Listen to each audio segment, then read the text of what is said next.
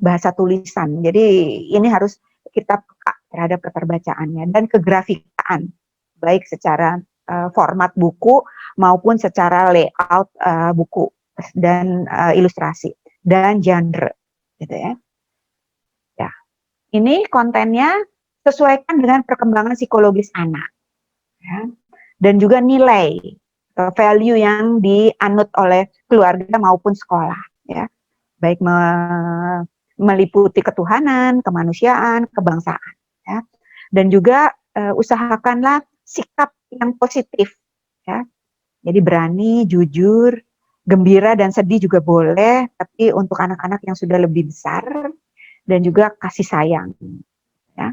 Dan lalu pengetahuan, ya, bisa ya, jadi pengetahuan apa yang bisa didapat dari buku, ya, bisa kalau anak-anak bayi apa namanya tadi membaca biasanya ada bentuk, ya, ada warna, memperkenalkan kegiatan atau benda-benda sekitar, dan juga bisa juga mengenai literasi dasar huruf dan angka, ya, itu ada bukunya, gitu.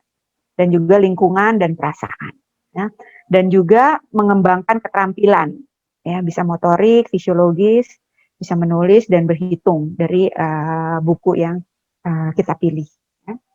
Lalu keterbacaan, ya, jadi kalau untuk membaca, ya, membaca 0 sampai 3 tahun itu biasanya bukunya tanpa kata, jadi hanya gambar, karena memang di periode ini adalah anak-anak diperkenalkan dengan gambar.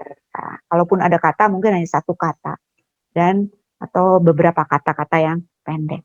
Kemudian membaca dini 3 sampai 6 tahun, ada juga yang tanpa kata atau satu kata atau juga beberapa kata. Ya. Kalimat, kalaupun ada kalimat masih kalimat pendek, ya. Dan juga kata-kata biasanya kata-kata yang sering didengar, karena kalau terlalu banyak kosakata baru, biasanya anak akan merasa bahwa buku itu tidak cocok buat dia. Biasanya ada 5 fingers rule. Ya, kalau sudah ada 5 kata-kata yang sulit, gitu, anak akan merasa bahwa buku ini nggak cocok buat dia. Ya. Dan di sini membaca dini pun masih fokus kepada gambar. Jadi biarkan anak membaca gambar. Sini. Tapi di anak-anak sudah mau masuk sekolah dasar, itu tadi sudah mungkin memungkinkan untuk kita menunjuknya kata, bukan menunjuk. Ya. Kemudian membaca awal, ya, biasanya bukunya masih picture book, buku cerita bergambar, tapi kalimatnya, ya, ada 2 sampai 3 kalimat dalam setiap halaman. Ya, kalau tadi lihat buku Alika, Rambut Panjang Alika adalah untuk membaca awal. Ya. Kemudian kalimatnya juga sederhana, kosakata baru, ya, dengan jumlah yang terbatas.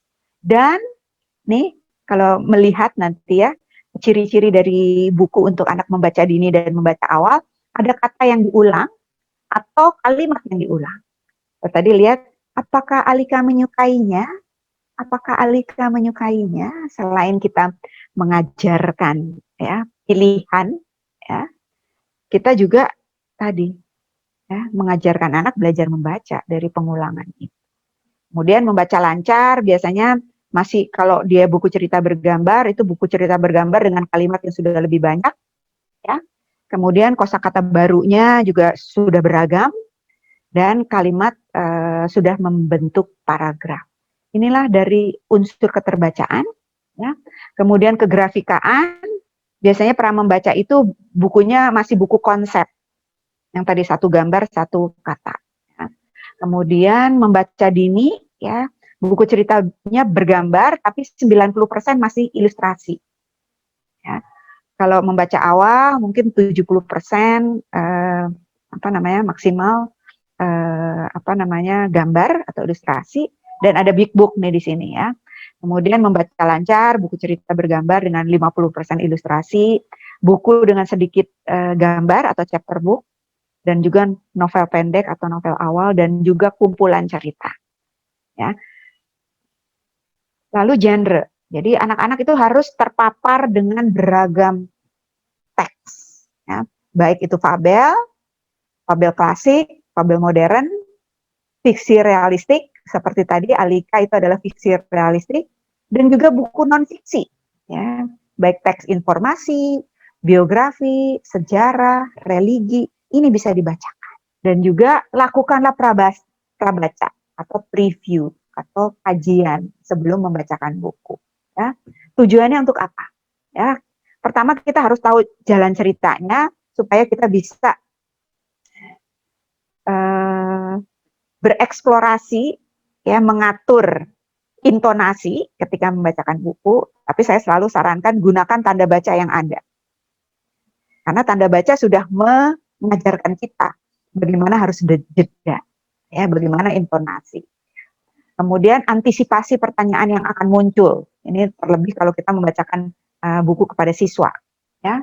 Kemudian melakukan prediksi atau menghubungkan dengan hal-hal tertentu. Ya, tadi kalau ingat bahwa prediksi yang saya tawarkan adalah tadi, ini ada cobek, berarti kelihatannya Alika mau memasak, tapi ternyata tidak terbukti di akhir. Nah, inilah prediksi-prediksi inilah yang membuat anak mulai kita ajarkan berpikir. Dan juga siapkan pertanyaan-pertanyaan sebagai bahan diskusi. Ya. Lalu, ya, preview apa yang bisa kita lakukan. Ketika kita melihat sebuah buku, saya selalu menganjurkan teman-teman atau guru-guru atau orang tua untuk melihat bahwa kalau ada buku itu, ya, pasti ada elemen cerita. Ya, jadi ada tokoh, ada setting, ada tema, ada alur. Ya. Tokoh itu siapa sih? Tokoh adalah orang yang berperan penting dalam jalannya cerita.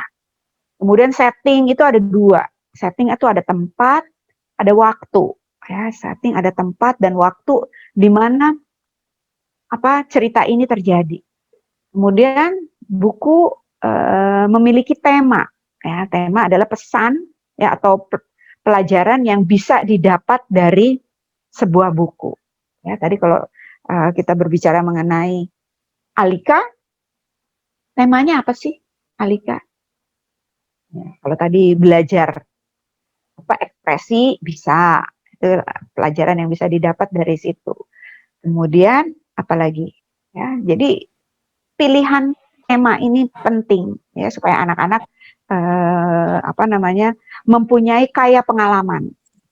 Dan juga kemudian ada plot. Kalau di dalam cerita itu pasti ada plotnya, ada alurnya, ya.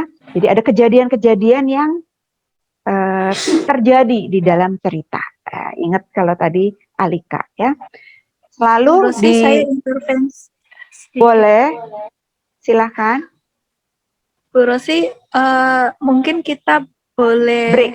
Habis ini aja ya, break ya. Ya. Oke, boleh. Ya, nih. Jadi ini selesai dari tahapan awal. Jadi mengetahui apa yang ada di dalam cerita, sehingga apa sih gunanya supaya kita berinteraksi dengan anak mempergunakan elemen-elemen ini, sehingga anak akan lebih paham. Ya, tadi kalau cerita itu ada klimaksnya, dan ini juga mempersiapkan anak belajar menulis nantinya. Ya, tadi klimaksnya apa? Di Alika. Tadi kan mulai ada awal. Tadi awal Alika ingin rambutnya seperti ibunya, kemudian mengambil gunting. Ya, gunting, rambutnya tidak beraturan. Nah, klimaksnya adalah tadi dia sudah mencoba berbagai kegiatan, akhirnya tetap ibu mengetahuinya. Jadi kemudian ada falling action dan ada resolusinya. Inilah biasanya format sebuah cerita, ya, yang juga mengajarkan anak bagaimana problem solution di situ. Oke, ini sebelum nanti tahapan berikutnya. Silakan, Bu Yurike. Terima kasih, Bu Rosi. Pemaparan yang sangat menarik dan menggugah.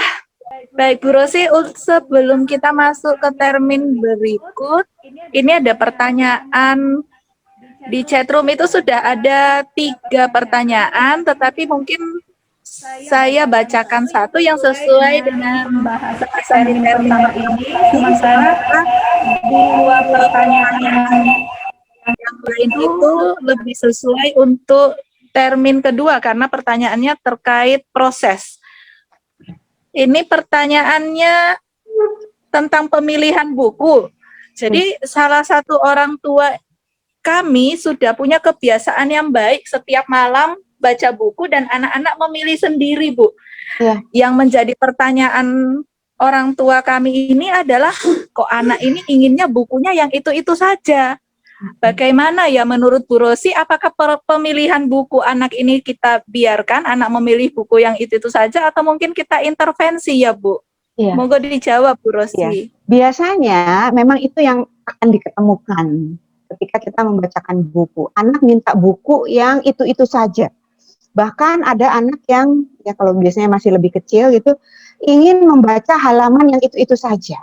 Nah, ini yang perlu diketahui oleh orang tua adalah memang cara belajar anak adalah tadi, melalui pengulangan-pengulangan. Gitu. Justru pengulangan ini yang membuat anak mendalami. Jadi biarkan saja kalau dia mempunyai buku favorit, katakanlah minta itu-itu yang dibacakan, sementara kita mulai bertahap memperkenalkan yang lain. Jadi jangan terlalu overestimate gitu ya. Kalau mau bacain buku terus bisa beli buku terus kita bacain buku bermacam-macam. Enggak. Karena kalau tadi anak yang masih kecil itu tadi satu buku itu bisa diulang-ulang gitu. Jadi itu yang instantly terjadi gitu. Anak itu mau baca buku yang itu aja. Gitu. Jadi nggak apa-apa. Nanti akan berkembang. Baik, Bu Rosi.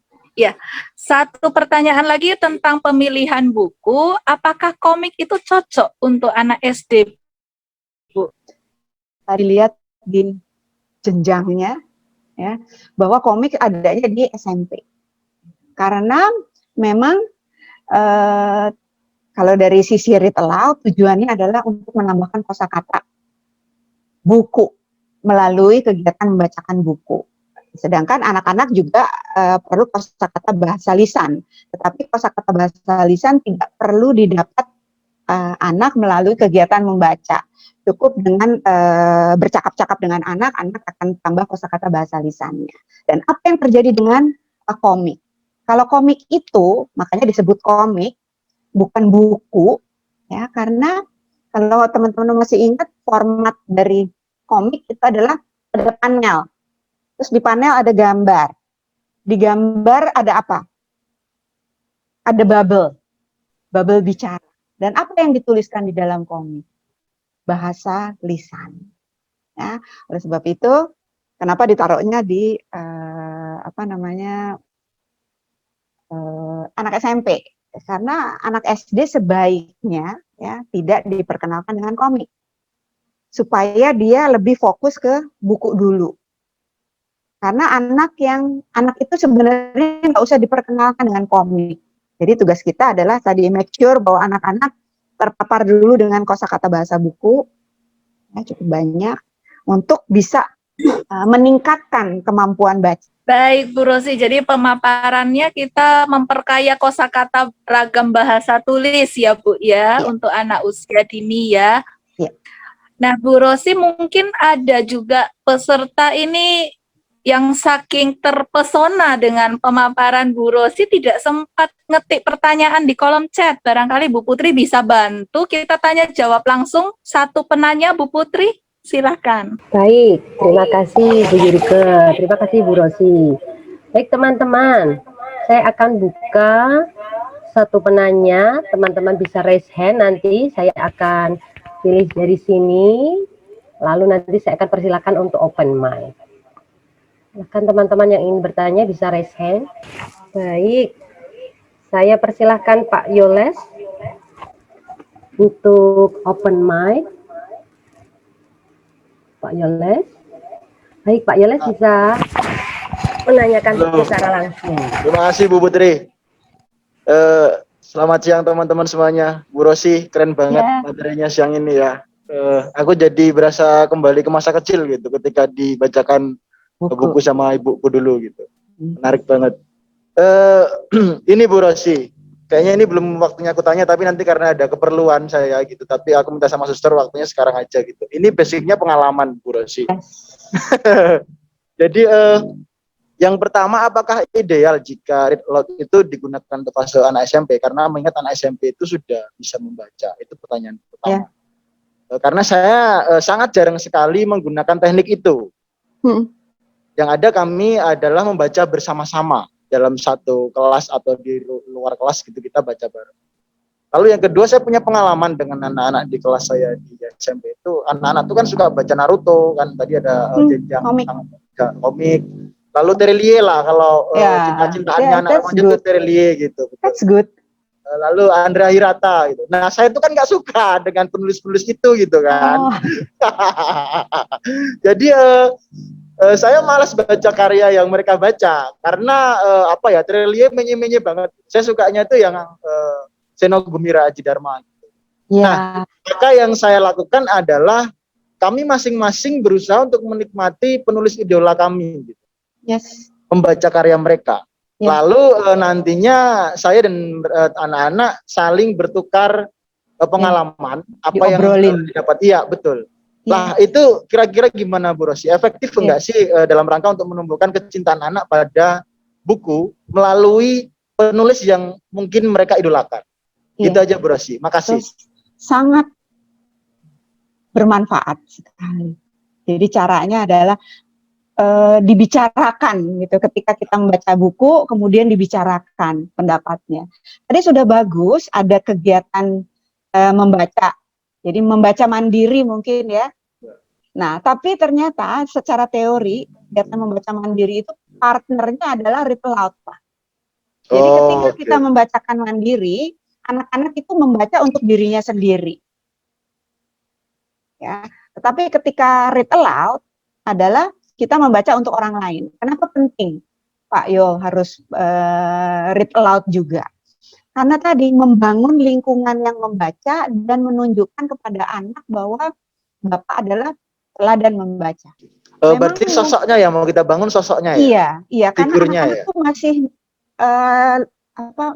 look up gitu, look up kepada guru gitu loh. Jadi ini yang harus dibangun.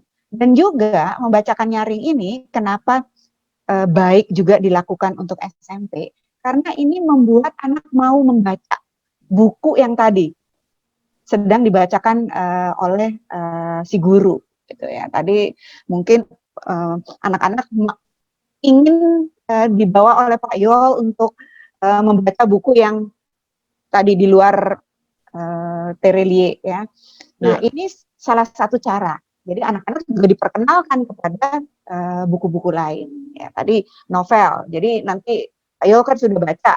Kemudian Ayo pilih bab yang kira-kira memang bakalan membuat anak tertarik. Itu bacain aja dulu. Kemudian tutup dan ngobrol. Itu diskusi itu sangat penting. Ya, maka ketika read aloud ini saya selalu bilang, read aloud bukan menyelesaikan satu buku, tetapi menikmati prosesnya. Proses ketika kita membaca. Nah, prosesnya itu adalah apa? Tadi, meminta anak untuk bertanya. Kalau anak tidak bertanya, kita yang bertanya. Jadi ada dialog pada saat membaca. Inilah yang memang agak jarang dilakukan, ya. Apalagi di ruang kelas. Tapi ternyata, jadi kalau ini teman-teman guru pasti paham dengan apa yang terjadi dengan PISA, ya, reading score yang ada di Indonesia. Jadi dari reportnya PISA itu, jadi anak-anak dengan reading score yang tertinggi adalah anak-anak yang dibacakan buku oleh gurunya di dalam kelas. Ya, berarti read aloud. Dan juga tadi membaca mandiri atau sustained silent reading. Jadi biarkan anak memilih buku yang memang dia suka, kemudian baca. Tapi di situ kuncinya adalah guru harus hadir. Jadi tetap guru harus menjadi teladan membaca. Inilah saya bilang yang kegiatan sederhana yang mungkin kita lupakan untuk membangun lingkungan membaca, ya, melalui ya pasti harus ada bukunya, ada sosok yang menjadi teladan, kemudian diobrolin, ya, diskusi, ya, istilah kerennya diskusi atau dialog. Ini sangat penting. Semoga terjawab Pak Ino. Terima kasih banyak Bu Rosi, sudah terjawab. Thank you.